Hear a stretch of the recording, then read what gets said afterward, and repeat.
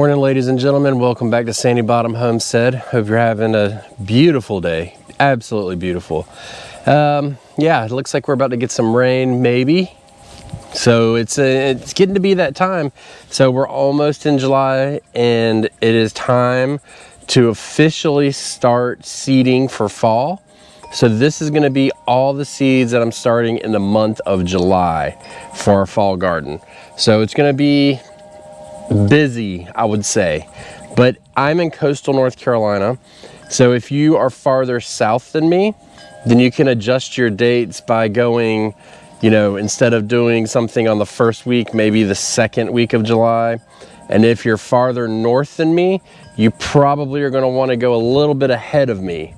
And that should help you get started and get these things ready to go on the ground much earlier than you would probably think. I say earlier than you probably think because naturally we want to wait and plant around the fall season, but really what it is getting everything in the ground early enough to get it ready to grow during the fall season. So that's why we're talking about it so early. And you see we've got one open bed here.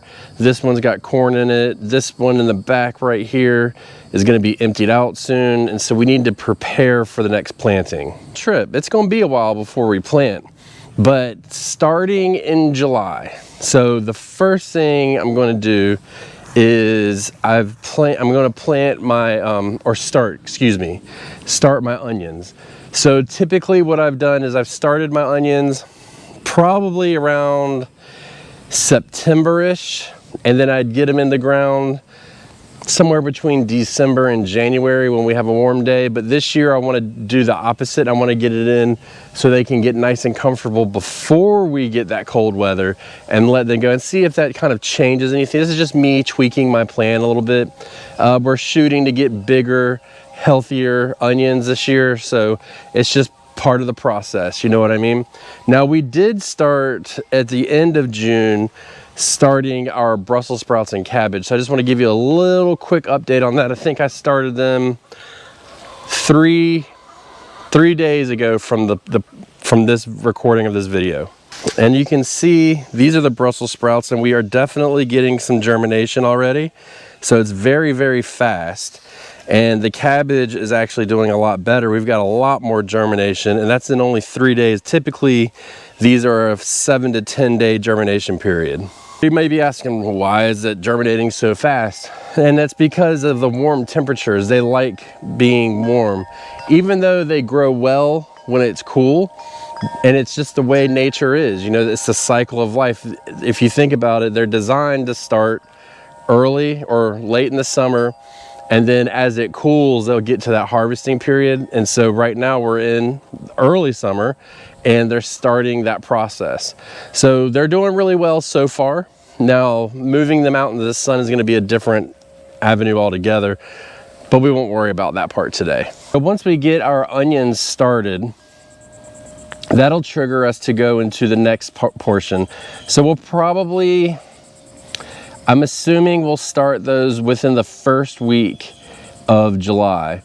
And then from that point on, we'll kind of take a little bit of a break. And the thing about it is, like, you don't have to start everything right away. So what we do is we start our longest growing crops first. Our Brussels sprouts and our cabbages are well, onions don't, but onions fall in a different category because we grow them all through the winter and harvest them in the spring. Whereas the broccoli and then the cabbages, or not the broccoli, the Brussels sprouts and the cabbages, we try to harvest before fall hits, before that frost date, or right after the frost date actually. I'd like to grow them.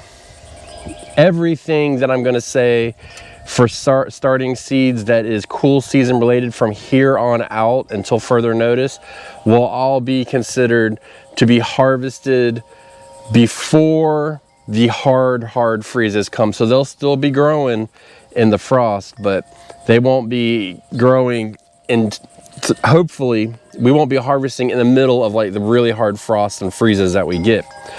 But about the second week of July, that's when we'll do another round of cabbages. So we're doing them in stages.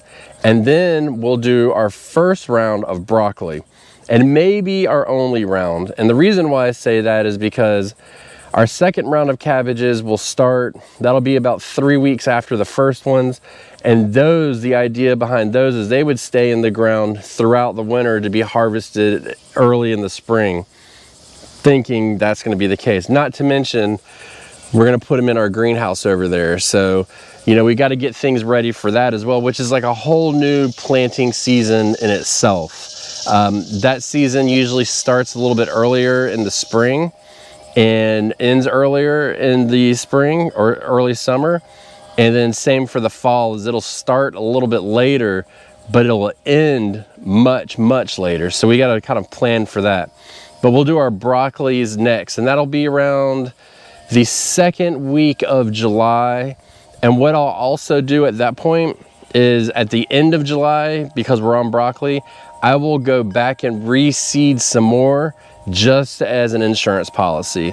So because I'm testing out starting earlier and just trying to work out like planting in the heat a little bit better, I'm gonna go ahead and start an insurance policy so if something happens, I can come back and replace as needed.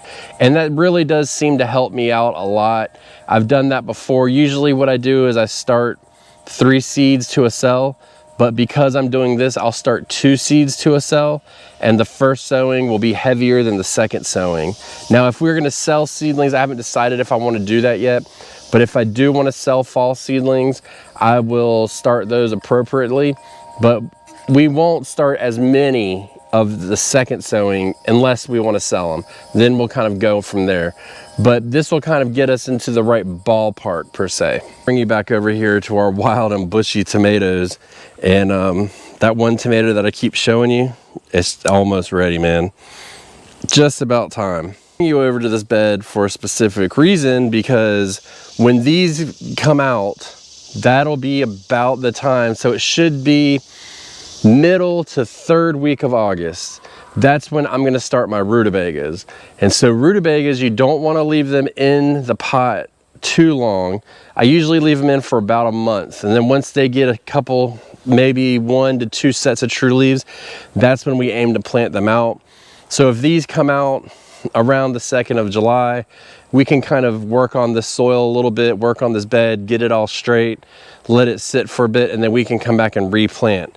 And then, so I'm thinking I'm gonna put my rutabagas in this bed.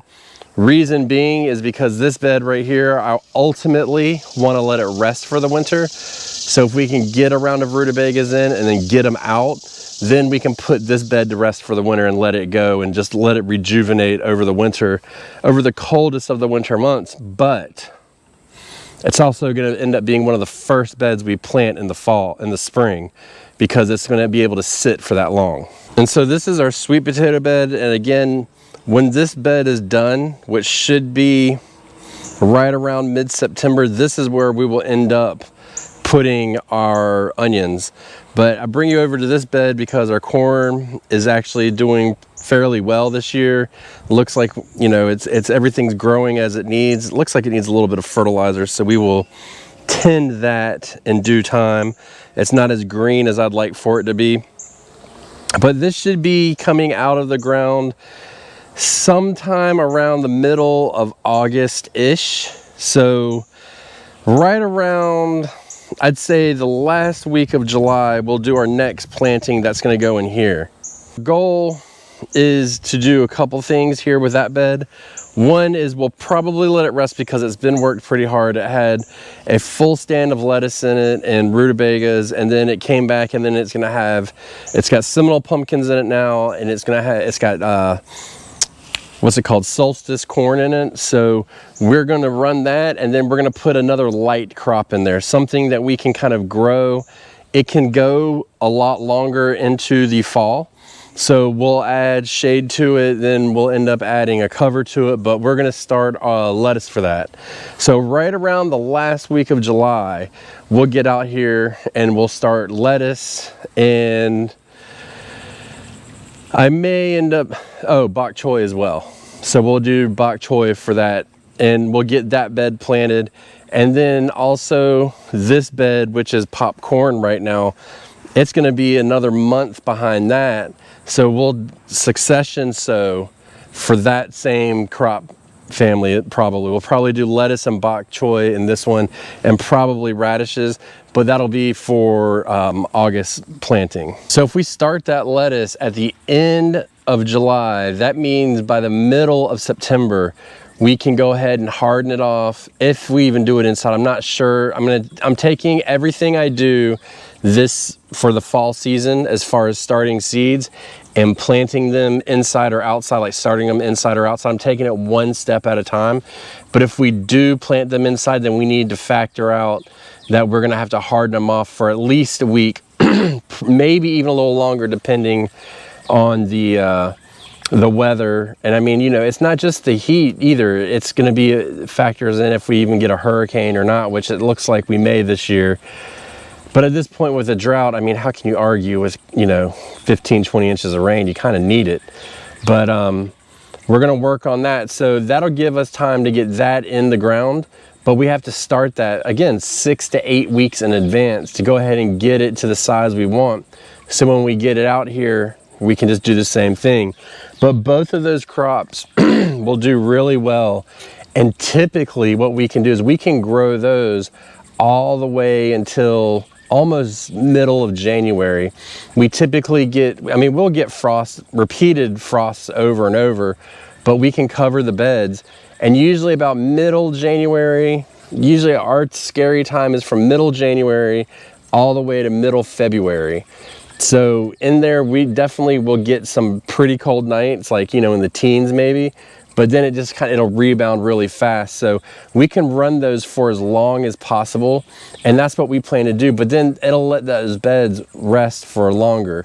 And if we can get the one that's got the popcorn in it that we just started, if we can get it planted, get it emptied, and then get it replanted, grow it, kill it, rest it for at least a month, and we can go ahead and put our potatoes in there for the spring. So and that planting goes in February, so that's going to be a pretty quick and turn and burn bed. But at the same time, we're not overly concerned about it. We can let it rest as long as we need to. I don't have to let that lettuce grow in there, but it's a new bed with fresh soil. So we'll top off a couple inches of soil that settled over the year and then get right back to it. And it shouldn't be that big of a deal. But one thing I'm considering with all of this thought about starting seeds outside, I've had a realization, and I really do think that starting seeds outside is the best way to go. I would ultimately like to try at some point, if I can work the nerve up, I don't know.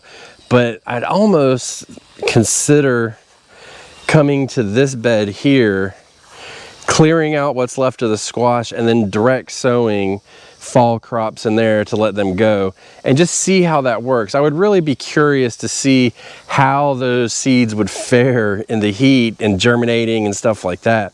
So I'm kind of toying around with that idea a little bit. I've got a little bit of time. If I do decide to do that, you know, you can put it off a little bit longer. I don't know how I typically don't direct sow long season crops like that because it can just be such a pain to get them up and running and going, especially when you're dealing with the heat. I mean, like today, for instance, it's like 85% humidity and I think it's 89 degrees.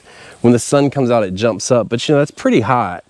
And the other issue is if you get hard rains. So the hard rains will wash the seed away. And I mean, seeds aren't cheap, you know what I mean? We've got seeds that we sell, but we still pay for them. So we'll use some of the seeds for that if I decide to do that.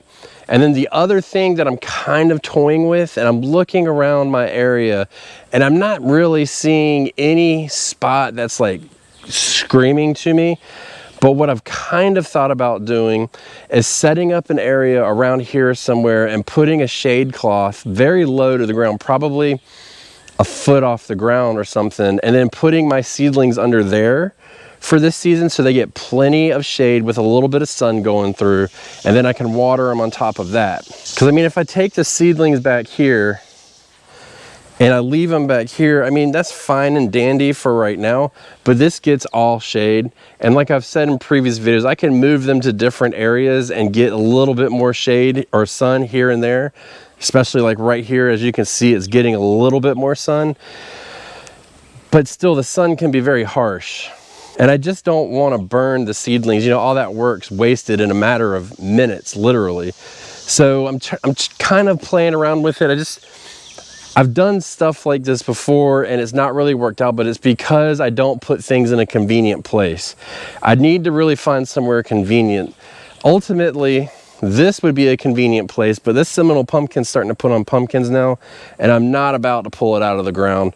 That's just not gonna work for me, so I'm gonna have to find something, work on it. I don't know, we'll figure it out. There's a high chance that you're gonna see me doing something like that in the near future. So stay tuned for that, because I'm curious. I would hope that it would work, because it would make life so much easier. I like in the wintertime starting seeds inside, but in the summertime, I think that it's the best thing to do is start them outside. You don't have to harden them off, nothing like that. And then you can just kind of plop them in the ground when you're ready, add some shade to them, and you're good. And the thing is if I do set it up like that somewhere around the garden where there's a shade cloth over it, when I go to plant it in the ground and put a shade cloth over it, it's the exact same climate and everything, and it's ready to go. So that's kind of where I'm thinking with this. We'll see how it goes. But July kicks it off. Really the middle of June does, but July ultimately kicks off the seed starting season for fall. And then August will kind of bring some more. And then eventually what we'll get into is direct sowing. And these are the seeds that I like to direct sow in my garden.